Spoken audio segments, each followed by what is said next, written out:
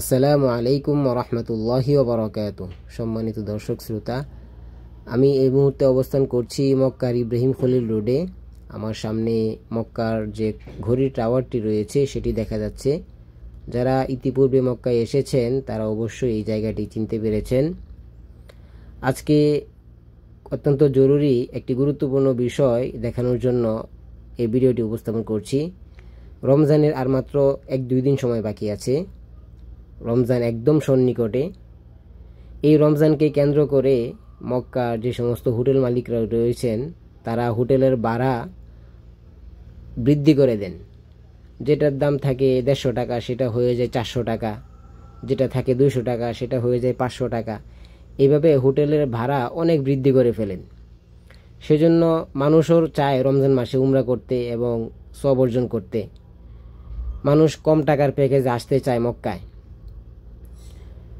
এখন হোটেলওয়ালারা যে হোটেলের ভাড়াটা বৃদ্ধি করেন সেইটাও সৌদি সরকার, সৌদি পুলিশ তারাও যাচাই করেন যে আপনি যে হোটেলের ভাড়াটা বৃদ্ধি করছেন আপনার হোটেলের সার্ভিস কেমন, সেটা যাচাই করতে যায়।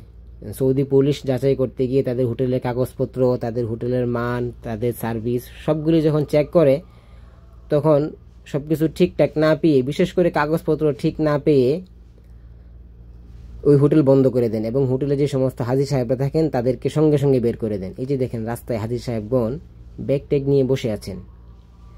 তারা এই সমস্ত কম দামি হোটেলে উঠেছিলেন, তাদেরকে এখন হোটেল থেকে বের করে দিয়েছে, হোটেল বন্ধ করে দিয়েছে।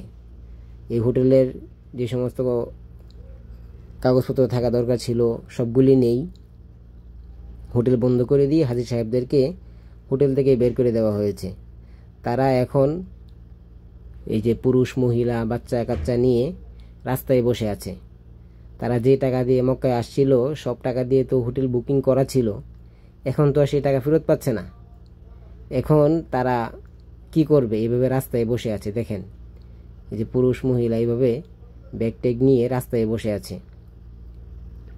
এই যে অসংখ্য হাজি সাহেবগণ এইভাবে রাস্তায় বসে আছেন ব্যাগ ট্যাগ নিয়ে। তারা এখন কোথায় যাবেন?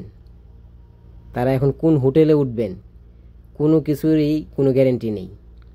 তারা এখন দেশেও ফিরতে পারতেছেন না। তাদের টিকিটের সময় আরও 10-12 দিন বাকি আছে।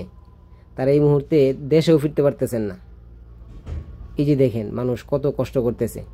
শুধুমাত্র কম টাকার প্যাকেজে আসার কারণে তাদেরকে কম দামি হোটেলে উঠিয়েছিলেন।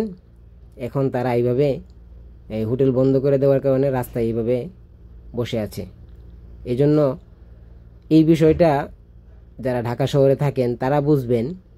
একটা বাসা চেঞ্জ করা, একটা বাসা থেকে আরেকটা বাসায় যাওয়া, নিশ্চিত আরেকটা বাসা না পাওয়া, এই যে বিষয়টা, এই যে কষ্টের বিষয়টা, এটা ঢাকা শহরে যারা ভাড়া থাকেন তারা উপলব্ধি করতে পারেন। এই যে দেখেন রাস্তায় ব্যাগ নিয়ে এইভাবে তারা বসে আছে, কত কষ্ট।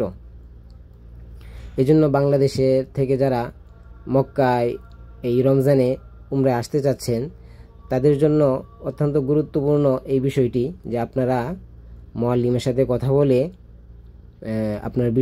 আপনার হোটেল সম্পর্কে ভালোভাবে জেনে নিন। আপনাকে যে হোটেলে ওঠাচ্ছে সেই হোটেলের সকল কাগজপত্র ঠিক আছে কিনা এইগুলি আপনার মুআল্লিমের সাথে কথা বলে আপনি সুন্দরভাবে জেনে তারপরে মক্কায় আসেন।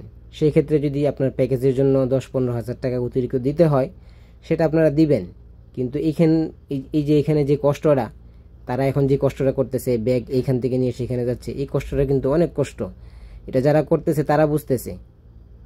এই জন্য বাংলাদেশ থেকে যারা আসতে যাচ্ছেন খুব সাবধানতার সাথে আসবেন।